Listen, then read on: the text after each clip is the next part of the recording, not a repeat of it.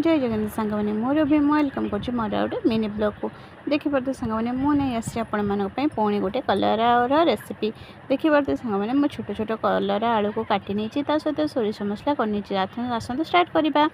एबे देखिपे मु करेई नहीं जाइए करी अल्प किसी तेल देती किसी फुटण पकईदेली एबे काटी रखि कलर आलू मो कलर को दे किसी समय भाजापी छाड़देवी कहीं से जेहेतु कलर पिता अधिक लगे फास्ट आम जदि एमती हल्का भाजी नेबा ना से बेस पिता लगेनि देखिपे मुझे अल्प किसी लुण हलदी देदेली और एपटे देखिपे कलर टी मोर माने अधा भाजी हो सारानी से काटी रखि आलू आउ सोरिष मसला दे अल्प किसी पानी दे किसी लंका गुंड और किसी कंचा लंका दे